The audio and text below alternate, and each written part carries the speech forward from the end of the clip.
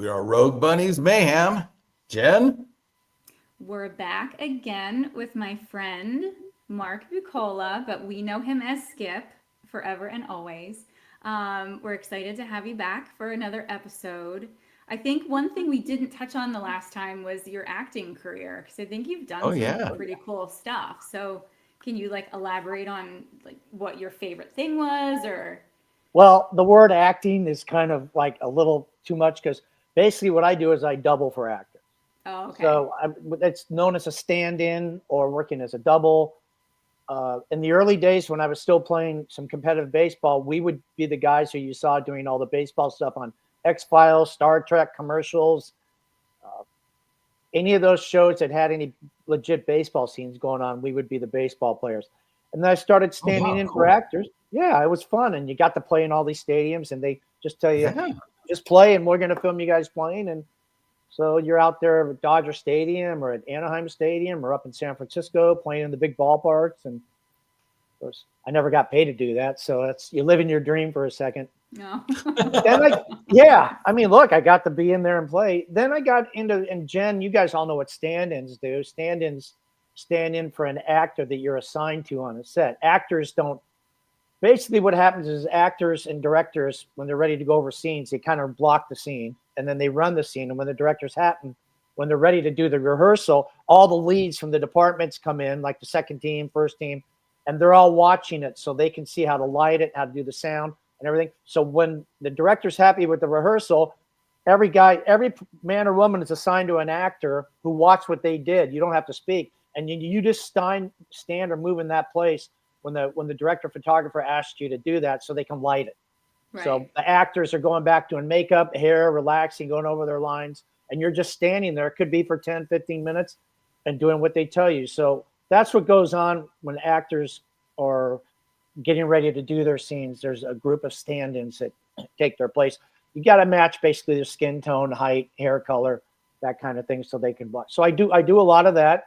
My big thing was Twin Peaks and the return on Twin Peaks, and I just did Only Murders in the Building. I was Steve Martin stand-in, so that was a blast. Oh, man, that was amazing. I mean, you talk about being starstruck in a town that you shouldn't be. I know, right?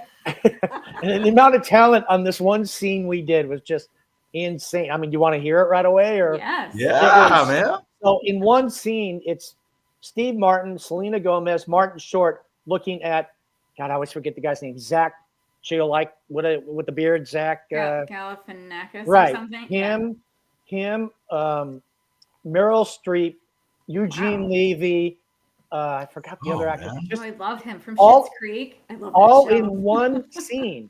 Oh, and Martin Short. So you're all these guys who were back in the day, Eugene Levy and Martin Short, SCTV, Saturday Night. You're looking at these guys, and they're like some of the funniest people you grew up with. You can't not help going, God, I want to.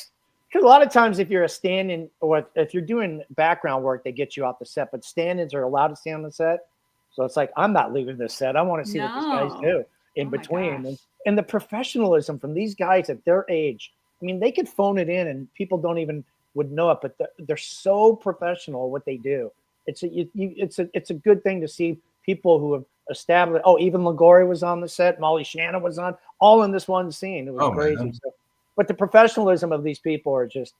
Well, I think they came up in a different time where you needed to do that. You know, today it's just a free-for-all and everybody's just an influencer and they're famous all of a sudden. They didn't have to actually work for it. So no, they didn't.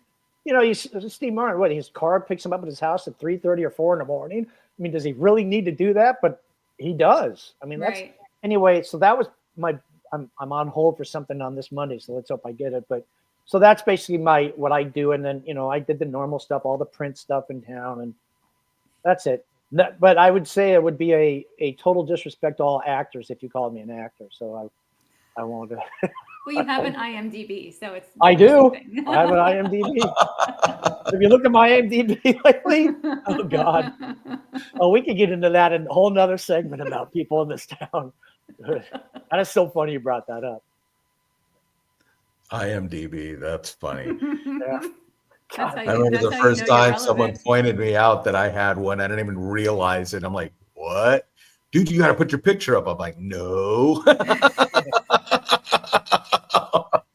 Like, what the hell? Oh yeah, that Playboy video. Oh, that Playboy video. Oh yeah, that's okay. I forgot about all that.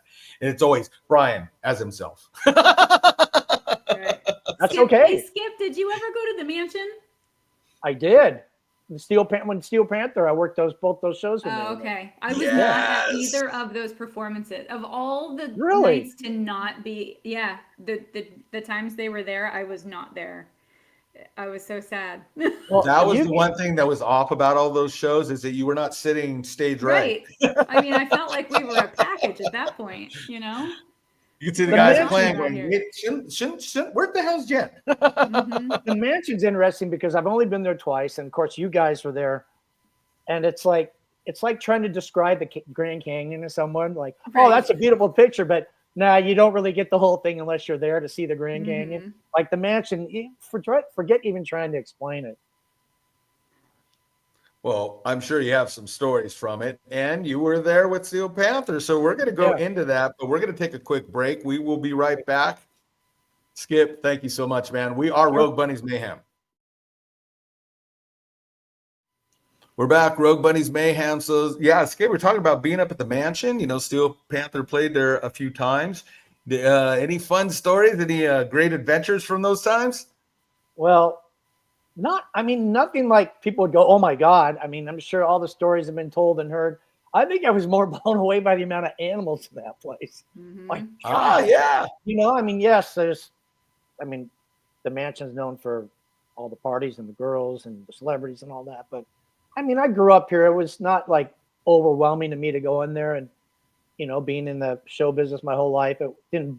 What blew me away though was like, you know, I kind of look at things differently. Like, who takes care of these animals and God, what it must cost? Everybody else is checking out every girl walking by. I mean, but in all honesty, every Monday night you had girls flashing like all the time in the cameras and stuff. So that was like there was more nudity on a Monday night than probably any unbelievable amount of nudity. Which a quick sidebar. In LA, they could get away with it. In Vegas, they couldn't because they were at casinos and they wouldn't allow nudity. So if you wanted to see the really racy shows, you had to come to LA. That was just a sidebar for you guys. You know, you're right. I think I saw more nudity at a Steel Panther show on a Monday night than even at the mansion. That stage would be packed. It was insane. I'm glad that you mentioned the animals, Skip, because I'm stoked. Like my sister Jennifer still works there at the property, and all the animals are still there. People always wonder, how are they? I don't give out any secrets. You know what I mean? Her life is private. I'm so proud of her, but she has assured me, like, yes, the animals are still alive. They still very well taken care of. All those cool little squirrel monkeys and all that stuff. So it's pretty amazing. That zoo is pretty cool, man. Yeah, very good to hear. Did you ever get to go into the monkey cage? I'm not a fan of monkeys, to tell you the truth. They're not my go-to. They're not my go-to animal. No, I'm not a. I have friends. If we've ever been to the zoo, I've had to shoot there a couple of times. Like, let's see the monkeys. Nah, I'm more into like the big, you know, like the wolves and the giraffes, and the monkeys don't really do it for me. All right, so I wanted to bring up, because when we chatted a little bit before, you know, I booked you on the show, and you wanted to know a little bit more about what it would be. And you mentioned that you had gone through some hard times. And when we had that conversation, you said, you know, I'm an open book. It's something that affects a lot of people. And I know that Brian, you and I have had our own struggles personally. So like, do you want to explain like what you went through and what help you got and things like that? You know, we were bringing up Hollywood earlier. It's like, if it's not an athlete or a celebrity or anybody who's, it takes famous people and whatever they are to bring things to light. You know, we know about breast cancer has been a big cause. There's NFL's doing a great job at breast cancer. For men, we got to get prostate cancer going more. So I'm an advocate for cancer, but mental illness to me was the worst battle I've ever had. And recently, I 5150 myself in a mental institute. I went on lockdown for 6 nights. And I had been through, it's actually when Key Club closed, I'd been through what they call the rabbit hole, a depression, anxiety attack before, where basically your one side of your brain just says, I'm going to do what I can to ruin you. And the other side of the brain knows that's what he's saying is not right, but it's not, but I was able to get through that. Right. This time around, 14 years later, it all happened. It all came together in one day. There's a lot of specific events that trigger. But at that night, I was thinking to myself, because I knew I was getting in the rabbit hole big time. I cannot last 2 months doing this again. And if anybody knows what the rabbit hole is, it's basically depression, anxiety, despair. You don't want to look at yourself. You feel like everything that you've ever done bad, you think about, or stupid, you think about, everything you've said bad. I mean, it's all negative. Mm-hmm. And I just said, okay, there's only two ways I can go here. And we know the one way, of course, is taking your life. And as bad as that sounds, I now understand where people can get to that. Until it's like I tell everybody, until you gotten cancer, you might feel bad or even be devastated if someone you know who died from it. But until you get that phone call in the morning, until you have that meeting when they say the word, you have no idea what it affect on you. I wasn't really freaked out over the cancer. Everything else had happened in my life, losing my job, getting older, being single, not having money at all, having to get on Medicare, just all that stuff hitting you at once. But whatever it is that's where it all compiles on you at once, it can lead you to some bad places. Now, I had called my goddaughter, who's in mental health care, and some things I can't bring up here, but she made a call to a psych ward at a hospital in Glendale, California, that I knew of and that she knew of. And she said, yeah, your insurance is good, whatever. So I hung up about 9 o'clock at night. I packed my bag, called a Lyft, and all that stuff just went away. I was as calm, as cool, as straightforward thinking, as clear as can be what I was going to do. It's like you kind of like surrendered to it so that you could then ascend through it. Yeah. Now, the interesting part there is when you get to so I've written a lot about this on my 6-night journey, and there's some humor to it. But one day, we'll all get together and I'll share all that with you. But after I went in the emergency room, the lady, I'll tell you one thing, she goes, what are you here for? And I pointed my head. She goes, your eyes? No. I pointed my head again. She goes, your ears? I said, no. I put my mouth to that little speaker. I went, mental health. So after going through a bunch of stuff, they finally call you in. And once that door shuts, I knew what I had to do. And, they ask you some tough questions. And if I have time, I'll run those through you right away. We definitely want to get into this. I mean, okay. I think this is an important topic. And people hear about, physical disease, but mental disease is a really rough thing. We're going to take a quick break and then, Skip, let's definitely put out there, and hopefully let's maybe give some numbers or websites that people can reach out to get some help. So we're going to take a quick break. We'll be right back. You are listening to Rogue Bunnies Mayhem. All right. So before we went to break, you were going to describe some of your experiences that you had when you were, trying to get the help that you needed. So if anybody's ever been to a psychologist, therapists don't do it as much. Psychologists, you have to do what's called an intake meeting. And that thing's longer than an SAT test. I'm telling you, they get every piece of information they can from you as a childhood moving forward.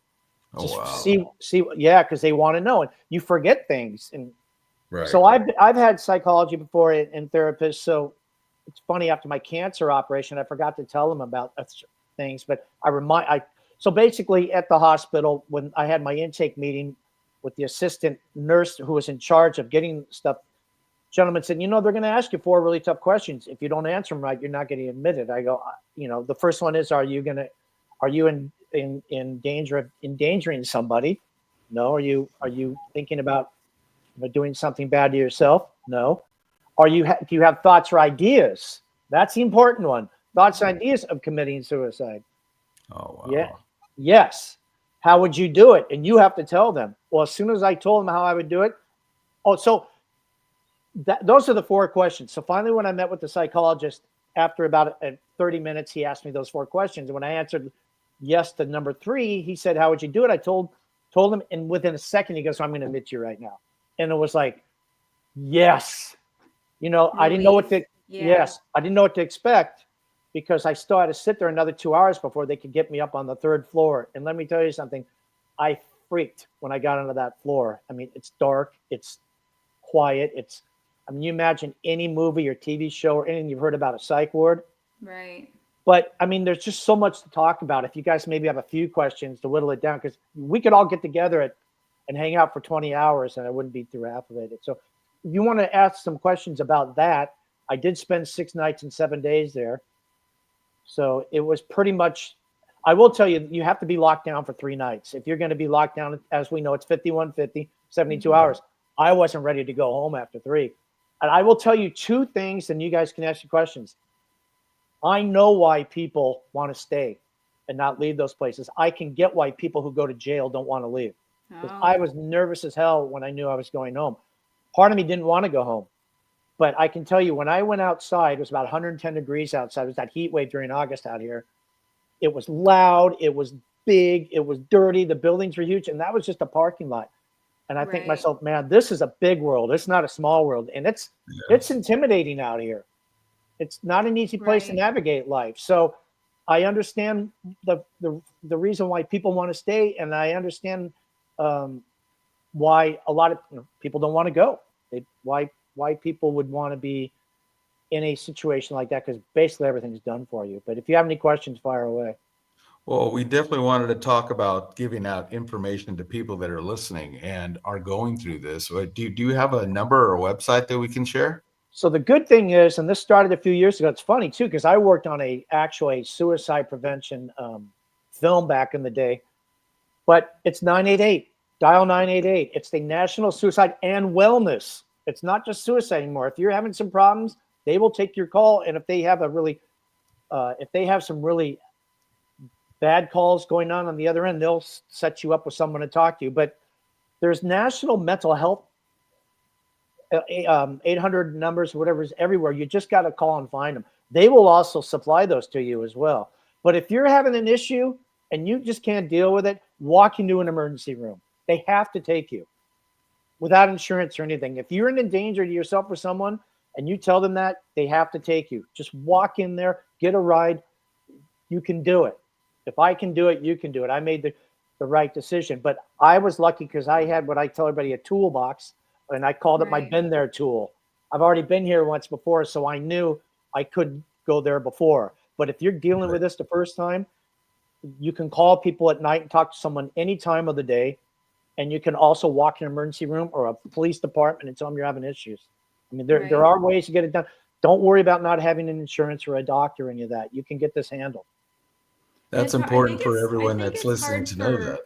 Yeah, I think it's hard for people when you're going through that personally because I've been there with and anyone who's had a baby. I mean, you go through a period where like your Oh thoughts are yeah. like, why am I thinking about this? This is really weird. And I had postpartum anxiety that crippled me with both of my kids, Uh, which is a lot of reason why I didn't travel or couldn't go to like parties and things like that because the party was just it was too much. It was just noise, it was chaos, I just wasn't myself. But I think a lot of times where you could be feeling these things but then you're thinking about everyone else around you, like how is this going to, if I go to get help, it's going to impact this person and this person and this person, and you're still always thinking about everybody else around you and not yourself. But then you get so dark within yourself that some people choose to end everything, and then mm-hmm. that just crushes everyone. I mean, my grandfather took his own life when my youngest was about 1, uh, and it just never would have dreamed that he would do something like that, but he had lost his wife, previously, and just was alone, and we had no idea, and it just was out of the blue, and it's always like what could we have done to help.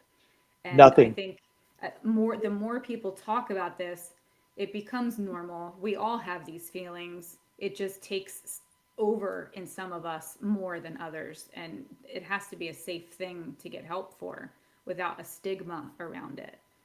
That's a great thing, Jen. And I tell everybody. I mean, one thing I will say, I know I'm a giving person. I think we all are. You have to be selfish at that point. Right. Everything has to be about you. You have to figure out a way to get the one thought out of your head and go somewhere else. And the worst thing that happens sometimes is the advice you do get from friends or people, because they just don't know, because they haven't handled it. A friend say to me, "Oh, what can I do?" I go, "There's nothing you can do. Just don't ask. Stop asking me questions on what you can do. Best thing Right. you can do is listen. If I want Right. to talk, I don't want a solution." Right Absolutely. there, you just said the key word, listen. But I think a lot of people don't speak up because they don't really honestly believe that anybody cares. I That's a good know point. as men, you'll see a lot of videos out there, people going, "How you doing today?" And if they go, "I'm all right," no, they're Right. battling crap, and we don't speak up. I know me personally, and I've been trying to work on expressing more to let people know when I'm going through my own stuff. It just your head just plays a game on you. I mean, I'm blessed in the sense that I've always had my faith, and so of course me getting back in track and then plugging back in with my friends and getting back into church and just going, God help me, and Right. because that's the only I didn't feel like I could talk to someone, so I finally got to that place and I'm on my knees. Help. I need my head's Right. going nuts. And then I'm like, fuck, this is what we need to do. Promote more guys to be able to say, help, man. I need someone Right. to talk to, Or even too, So sometimes I'll get Great to a point, point man. where I'm very low and I'm very vocal with how I'll be like, guys, I'm losing my mind. Like I'm yeah, literally struggling. And then you encounter, people are busy. People's lives are yeah, busy. yeah, And I think there is a level of, oh God, like they're having a hard time again. I'm just gonna back off because I don't have time to deal with their stuff, and I think on the other end, I think we all have to be just a little bit more compassionate that if someone is willing to say, like, I'm really struggling right now, that you yeah. just take I'm going to at least give 5 minutes to this person because 5 minutes of expressing how they're feeling to someone could take all that's going on in your head because you're just in your Absolutely. head. Yeah. You're in your head, and you just want someone to listen. So if we could just get everyone to say, if you can see someone struggling, just tell them ahead of time, I only have 10 minutes, but I want to give you 10 minutes to talk. I think that would really help a lot of people. Right on, Jen. And what I did was I decided, okay, I'm putting a team around me in charge of certain parts of my life. Like we always say, call me if you need anything. Well, I'm not going to call Jen at 12, 10 o'clock my time, 1 o'clock her time with her family. Say, oh my Right. God, this is going on. I don't need her at that point. I have a team that I can call late at night. I have someone now in charge of my finances. I have someone who's helping me make decisions. Here's another thing. I started develop some nervous twitches. That's why I was saying I'm going to be on video because I'm going to be really aware if I'm not. But I'm rebooting. But what you said is really both of you is that getting on your knees thing. It's not a joke. You get on your knees at Yeah. times and like, Yeah. God help me. It's not a joke. Yep. It's like, oh, I got on my knees. It's real. And then Mm-hmm. Yep. asking someone to listen a little bit. If you have the right team around you, we're all very outgoing people. Isn't this funny though, Jan and Brian, that probably you've told people this? I never thought you would have depression. I never Yep. thought you Right. were always like Right. the life of the party and the person that's Life like of the party. those You're always those are the smiling. most You're always seeming like you're running things yeah, and everything's all going smooth and you're happy. And I'm like, yeah. you guys Those are the remember where I most was likely in? people. Yeah, but think about it too. You're the life of the party, so you're at the party and you're drinking. And when you're Yeah, drinking, your dopamine's up. And yeah. what people don't see is the next day, the hangover, the anxiety sets in, and Bingo. the bad thoughts start happening. So there's like Guys, an up and down to it as well. You can be the life of the party, but then you could be a completely different person when you're home by yourself. You know Skip, what we're I going to really be noticed? wrapping up right now, Okay, but I want to invite you to come back because I think anytime. we should do this again. And I Mm-hmm. want to Okay, have more information for everyone out there. So sure. again, that number is, you said everyone has it on their phone? 988. Put it on your dial it in your phone. I mean, they were so smart. They got a national, so it was like 800 something something something before, and it was like 988. It's real simple. It's broadcast everywhere now. Just dial it and talk to people. Perfect. They will stay on the phone with you as long as you want, or you Skip. can walk into any mental health emergency room anywhere in the nation and just walk right in. Well, Skip, thank you for being brave and Oh, willing to speak this out there, because that's how we help others. We have to be honest with our own stuff so other people can go, oh, wow, I'm not alone. I'm not, you're the not. only one thinking like this. No, you're not alone. And I And want to call thank that you number. guys.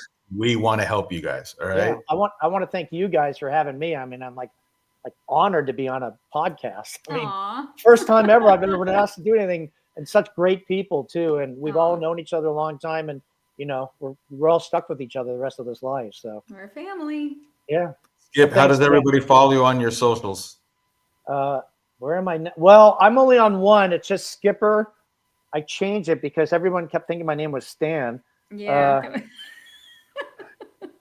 That's a joke. I'll tell you guys another time why I was called Stan. I just think I'm what am I now? Just Skipper B4. So Skipper, the Perfect. letter B4. But I don't have anything posted right now. But I'll start posting more mental health idea things as we start Also, going. fun fact: we have the same birthday. had to We mention do. that. June 19th, and Yep. Jen and I do like gift cards. So Yep. And our favorite number is 4. So we have and a our lot in favorite, common. isn't that crazy, Brian? So Our crazy. same birthday and our same favorite number is 4. Mhm. By the way, it's the most retired number in pro sports, number 4. Is it? Yes, Look it at is. us. Yeah. All Brian, right. thanks, man. So Jen, the I love next you. time, we want to thank everyone for listening, and please promote this. Tell people out there they're not alone, man. We really do Yeah. care. We want to help people, man, and we're here for you. Don't ever think you're alone. You've been listening to Rogue Bunnies Mayhem. I'm Brian Alea. Jennifer Pershing. I'm Skip.